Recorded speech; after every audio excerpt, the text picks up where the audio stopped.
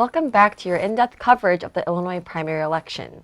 We have a local political expert here with us today, Patrick Pfingsten, to talk about the importance of both the primary and local elections. Thank you for joining us today, Patrick. Thanks for having me.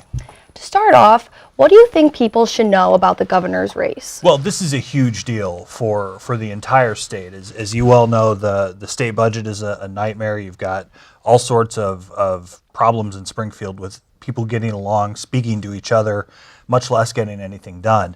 And in the election sense, you have a couple of billionaires against four other people. And that's, so it's really made it a David versus Goliath kind of race on both sides. Bruce Rauner, of course, has unlimited funds. He's been outspending his far-right opponent, Jeannie Ives, probably 30-1 at this point. And J.B. Pritzker, who's a billionaire from the Hyatt Hotel family, has been self-funding his campaign to the tune of $7 million a pop. He's put over $60 million of his own money into the race, hasn't raised a dime from anyone else, and is way outspending his opponents. So it's a matter of if anyone else's message can cut through all the money that the other guys are spending. So we're here on the University of Illinois campus. And what do you think voters should know about the congressional races? Well, so Rodney Davis is the incumbent. He's a Republican. Full disclosure, I worked for him in 2012. He's been a guy who has tried to be as moderate as possible.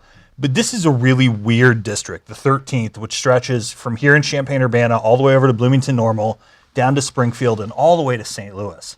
So you have some urban areas like here and on campus and in Bloomington-Normal where ISU is in the district.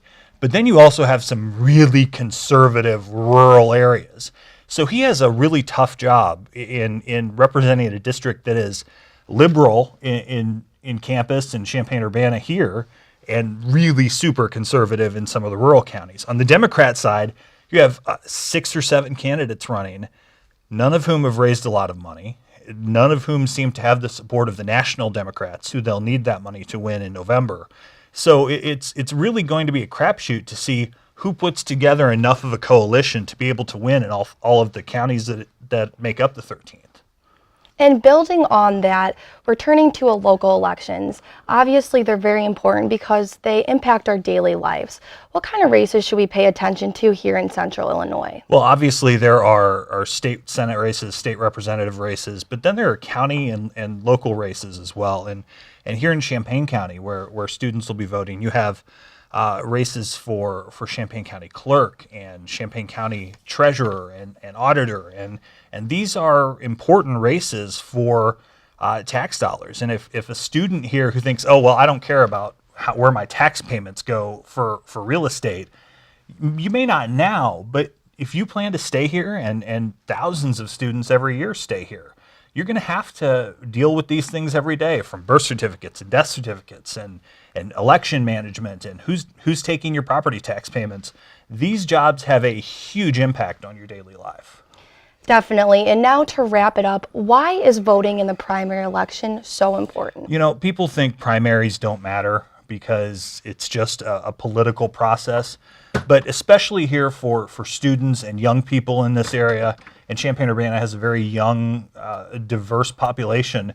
We're seeing now, and you can see with the young people in the Parkland High School aftermath, you're seeing young people have a voice that they've never had before. We've been talking about how to get people under 30 to the polls for a decade or longer.